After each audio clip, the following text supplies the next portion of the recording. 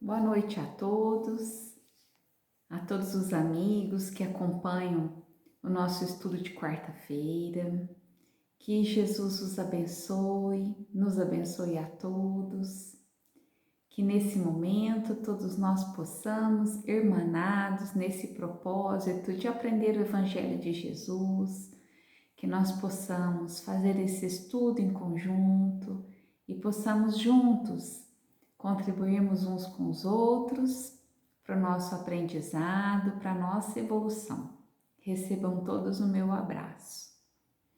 E como de costume, toda quarta-feira, nós nos reunimos presencialmente no Grupo Espírita Mensageiros para o estudo e depois o passe. E você que não pôde estar presencialmente hoje, nos acompanha aqui através do vídeo. Então, você pode, quem ainda não reservou, a sua jarra, a sua garrafinha com água, reserva lá agora, deixa aí próximo a você para que a espiritualidade energize essa água para depois você e seus familiares fazerem uso dela durante a semana. E para darmos início ao estudo de hoje, vamos fazer a nossa prece. Elevemos o nosso pensamento a Deus, a Jesus, aos amigos espirituais que nos acompanham, que nos assistem, a Maria, nossa Mãe amada e Santíssima, que nesse momento essas bênçãos de luz que recebemos sobre nós, sobre a nossa casa, possa envolver também a todos os nossos entes queridos que convivem conosco, que o Mestre Jesus, com as suas bênçãos de amor, envolva cada um de nós, aliviando as nossas dores, aliviando as nossas preocupações, as nossas angústias, nos auxiliando a equilibrar o nosso pensamento, harmonizar as nossas emoções, harmonizar o nosso corpo, trazendo muita paz, saúde, fortalecendo a nossa fé, nos trazendo a luz do entendimento e a sabedoria para todos nós. Mestre amado Jesus, agradecemos por esse momento, por toda a proteção e todo o amparo que recebemos do mais alto. Agradecemos pelo seu amor, por suas bênçãos que envolvem todos nós a cada instante e muitas vezes nem percebemos. Que nessa noite bendita, a sua luz de amor envolva todos nós, envolva os nossos lares, os nossos familiares, envolva todas as pessoas pelas quais foram pedido prece neste grupo que nós participamos. Que todos recebam, Senhor, a sua luz, a sua paz e o seu amor. Gratidão, Senhor, gratidão por esse momento. Que assim seja. Graças a Deus. Bom, o estudo que nós vamos fazer hoje, ele é um alerta para que todos nós possamos analisarmos como nós estamos agindo, como nós estamos pensando, falando no nosso dia a dia, um alerta para que quem ainda está nessa ilusão possa despertar. É um alerta para que todos nós possamos despertar. Despertar do quê? Da ilusão e acharmos que somos melhores que os outros. E para isso, nós precisamos aprender a não julgar, para que não sejamos julgados. E aí, eu trouxe para a nossa reflexão de hoje, que está contida no capítulo 10 do Evangelho segundo o Espiritismo, um ensinamento de Jesus que está no Evangelho de João, capítulo 8, versículo 3 a 11. Então os escribas e os fariseus trouxeram até Jesus uma mulher que fora surpreendida em adultério e colocaram ela de pé no meio do povo e disseram a Jesus: Mestre, esta mulher acaba de ser surpreendida em adultério. Ora, Moisés, pela lei, ordena que se lapidem as adúlteras, quer dizer, que se joguem pedras às adúlteras. E qual é a sua opinião, mestre? Os escribas e os fariseus estavam tentando Jesus para ver se alguma atitude de Jesus era contrária à lei de Moisés para que eles condenassem Jesus. E no momento em que Jesus apresenta aquela mulher que na época foi pega em adultério, e o adultério naquela época, a lei de Moisés dizia para apedrejar a mulher, eles perguntaram qual a opinião de Jesus. E Jesus, porém, abaixando-se, começou a escrever na terra com o dedo. E os escribas e os fariseus continuaram interrogando Jesus. Jesus levantou e disse: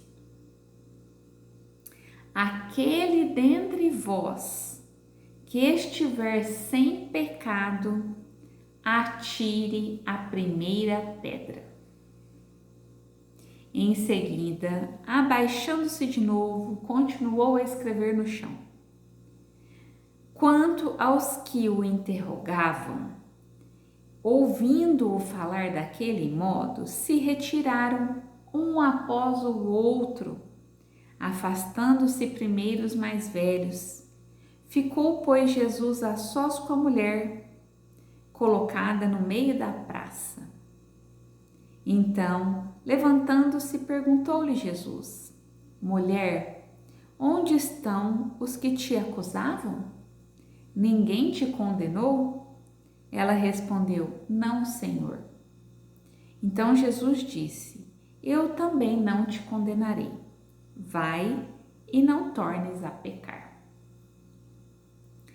Quando Jesus diz, para aquelas pessoas que estavam estavam julgando a atitude da mulher, aquele que estiver sem pecado, que atire a primeira pedra.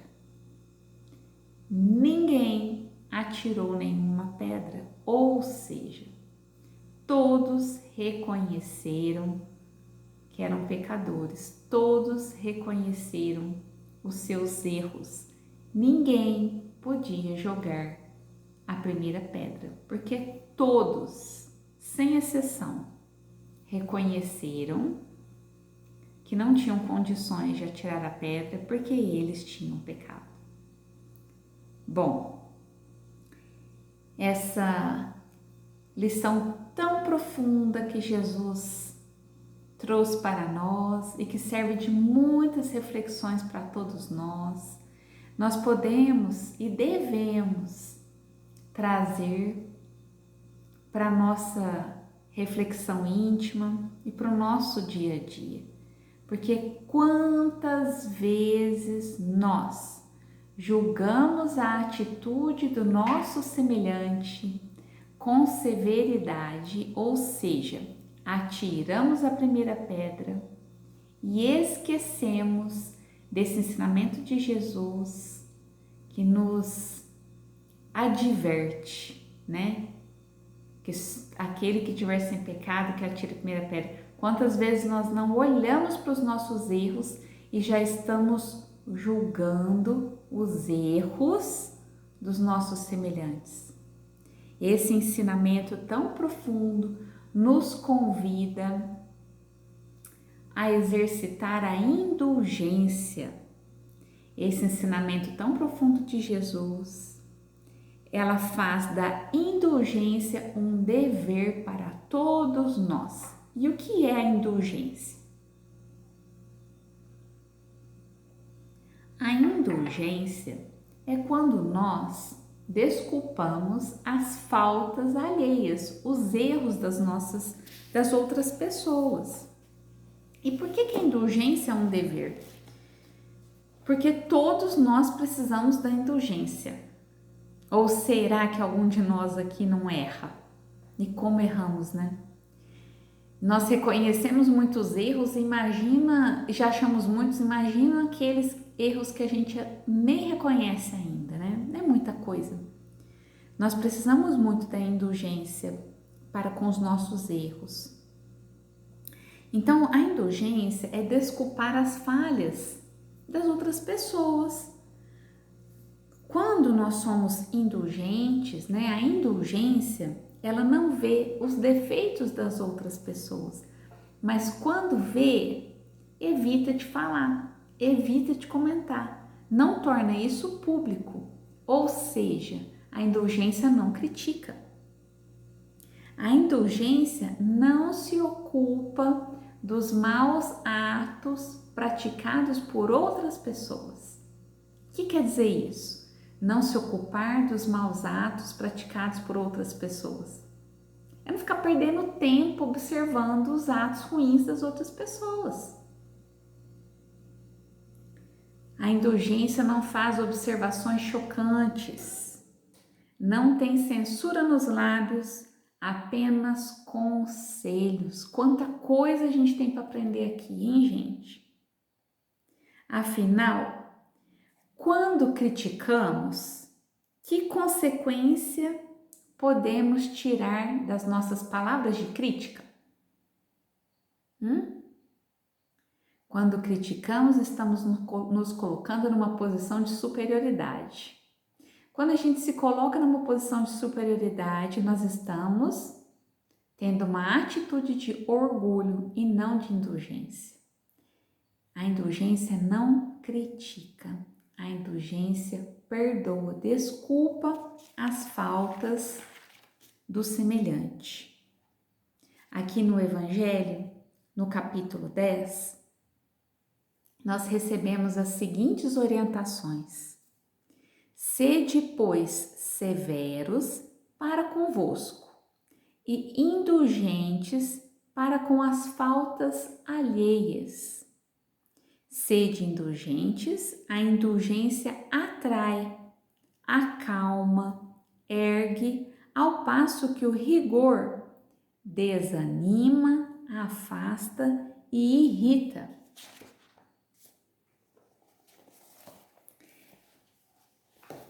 Sede indulgentes, meus amigos, porquanto, para com as faltas alheias, quaisquer que elas sejam. Não julgueis com severidade senão as vossas próprias ações, e o Senhor usará de indulgência para convosco, como de indulgência houverdes usado para com os outros. Sustentai os fortes, animai-os à perseverança. Fortalecei os fracos, mostrando-lhes a bondade de Deus, que leve em conta o menor arrependimento. Mostrai a todos o anjo da penitência, estendendo suas brancas asas sobre as faltas dos humanos e velando-as assim aos olhares daquele dia,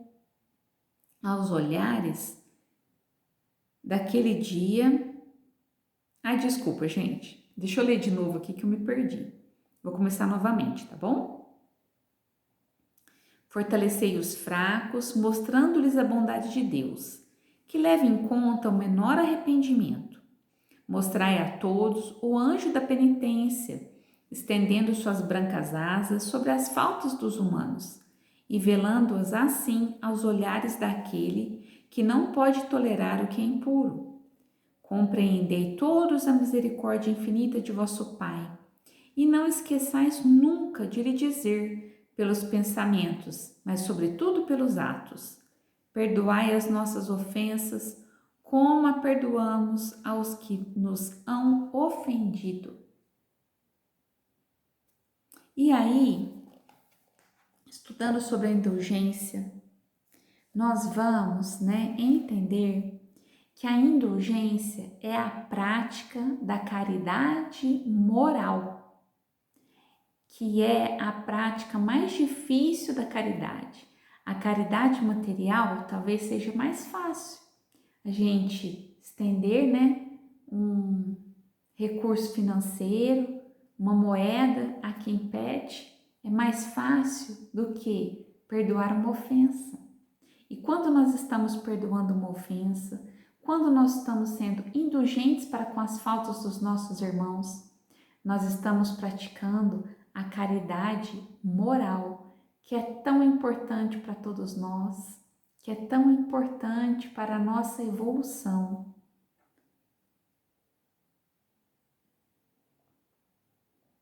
E então, nós vamos continuar o nosso estudo sobre o perdão das ofensas. Ao mesmo tempo que nós vamos aprendendo, com essa parábola de Jesus, a não atirar pedras, a não julgar, nós também precisamos refletir, é muito importante que nós exercitemos o perdão das ofensas. E quantas vezes, nós devemos perdoar o nosso irmão?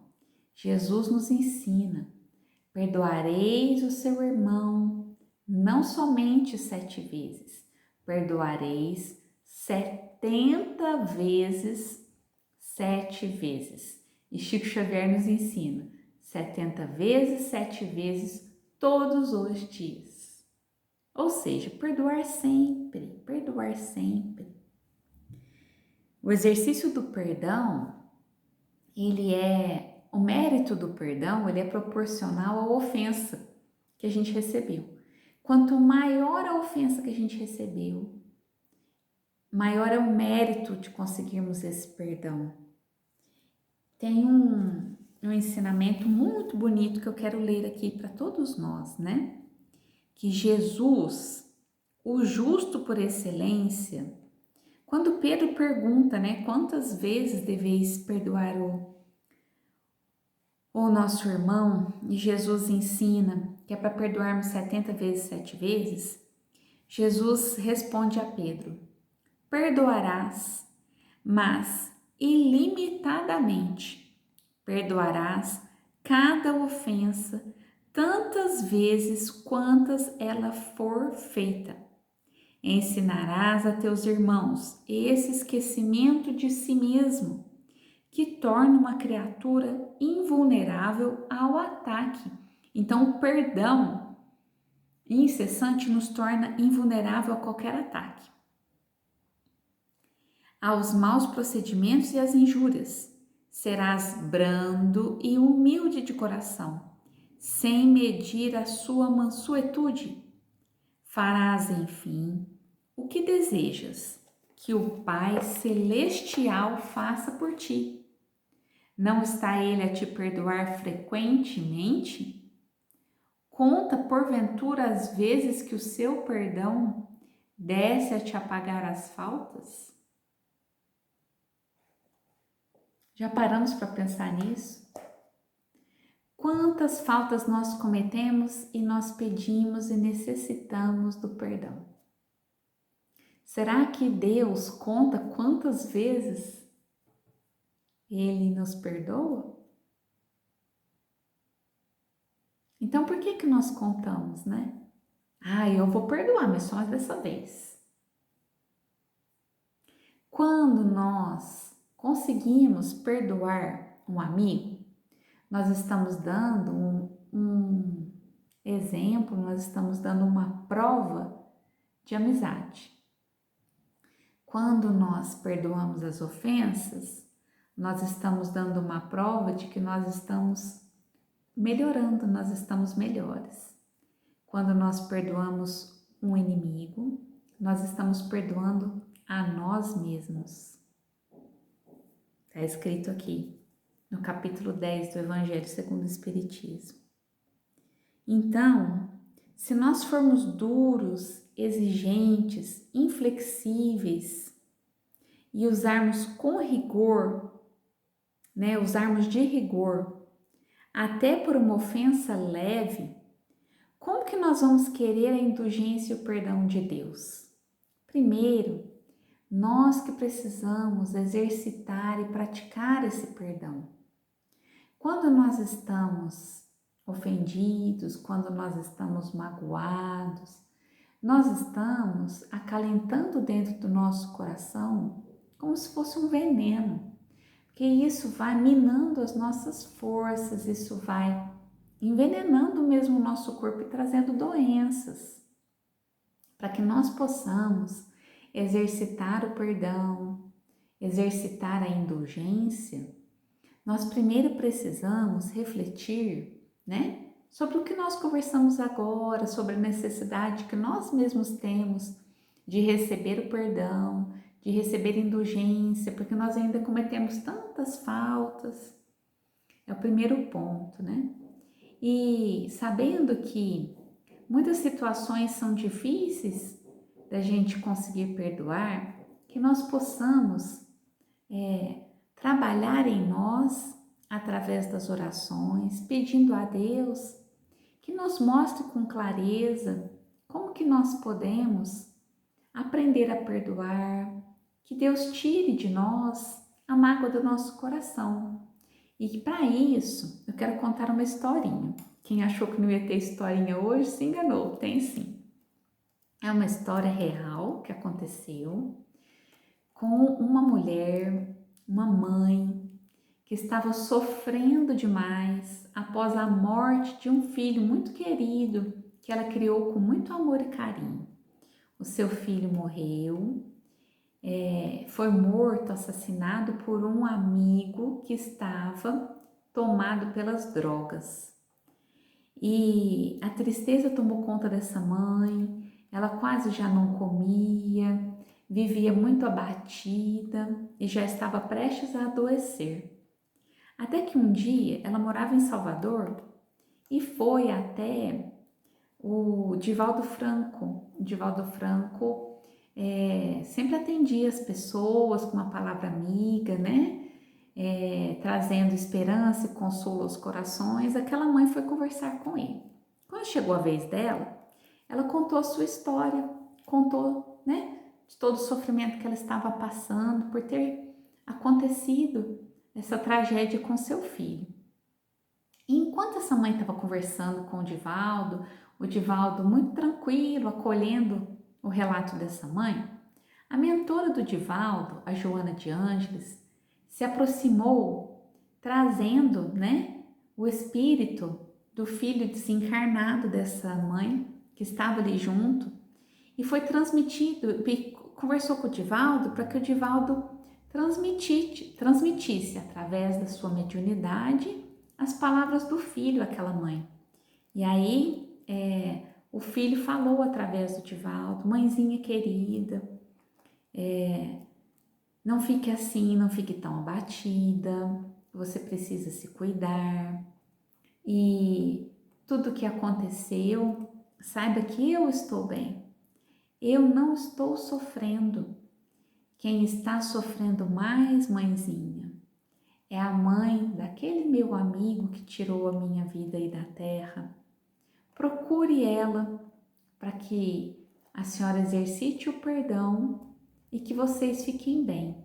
Mamãe querida, não cultive os pensamentos de suicídio que a senhora vem cultivando. Procure a mãe do meu amigo, que o sofrimento dela é enorme. O sofrimento dela é muito maior porque o seu filho, que foi o que cometeu essa atitude desvairada e hoje está preso. E aí a mãe agradeceu, abraçou o Divaldo, agradeceu muito por ter podido ouvir o seu filho, dizendo que a vida continua, de que, né, que ela não ficasse mais naquele desespero. E se despediu do Divaldo. E na semana seguinte, ela voltou à Mansão do Caminho. E o Divaldo viu que reconheceu, né? Tinha duas senhoras. Ele reconheceu uma e viu que ela estava acompanhada de outra senhora. E quando chegou a vez das duas conversar com o Divaldo, ela apresentou a outra senhora que estava acompanhando, que era a senhora mãe do amigo que tinha praticado o assassinato. Então mostrou que essa mãe seguiu, né, as orientações recebidas na semana anterior, procurou a mãe do amigo de seu filho. As duas começaram a consolar uma a outra, porque ambas estavam sofrendo muito pelo que tinha acontecido. E com o passar do tempo, elas se tornaram amigas. As duas iam juntas visitar o moço que estava preso. E as duas, com o tempo, fundaram uma instituição para cuidar de pessoas viciadas em drogas, para que elas pudessem ter uma vida melhor. Essa história me comoveu muito quando eu li. É uma história verídica e a gente observa como que o amor transforma. Quando a pessoa abre o seu coração, quando a gente abre o nosso coração para o perdão, o amor floresce, né? E transforma os nossos corações. Essa história tão emocionante nos mostra que nós podemos transformar uma mágoa em amizade, em amor colocado em ação. Elas não ficaram somente cultivando a sua tristeza. Elas transformaram de uma tragédia uma ação de amor que foi levado o amor para tantas pessoas. Olha o potencial que nós seres humanos temos de transformar o sofrimento em aprendizado, em amor, em trabalho. É isso que Jesus espera de nós, que nós passemos por essa transformação, transformar a ilusão que nós vivemos, achando que somos, a ilusão de que nós achamos que somos superiores aos outros, que não erramos e que os outros que nos devem pedir desculpas. Nós, quando estivermos sofrendo, vamos olhar para quem está à nossa volta. Tem muitas pessoas sofrendo mais do que nós. Se nós acolhermos o sofrimento do outro, nós estamos tratando o nosso sofrimento e podemos transformar isso em amor e em atitudes de amor. É isso que Jesus espera de nós, é isso que nós viemos aprender aqui nessa escola da vida. Nos é colocado várias situações de prova para sabermos, né, se nós já estamos aptos a exercitar o que nós estudamos na teoria. Sempre eu falo, né? Enquanto estamos estudando, enquanto estamos reunidos dentro da casa espírita, é muito fácil. Nós precisamos levar esse conhecimento para a prática do dia a dia. E que nós possamos lembrar do exemplo dessas duas mães que se uniram, que deram força umas para as outras. Essa mãe que teve o filho morto, perdoou a situação que aconteceu, perdoou o amigo do filho e transformaram isso, as duas, em amor que acolhe a todos os necessitados. Esse potencial nós temos todos dentro de nós. Basta que nós tenhamos força de vontade e que nós nos empenhemos a cada dia em transformar as emoções, os sentimentos de mágoa, de tristeza, de rancor, transformarmos isso em amor. Então, que nós possamos começar aos poucos, começar desculpando as pequenas ofensas do dia a dia, começar desculpando, sendo indulgentes com as pequenas falhas que nós observamos nos nossos irmãos, sendo mais observadores das nossas próprias faltas. Não é para a gente ficar se sentindo culpado, é para a gente se transformar.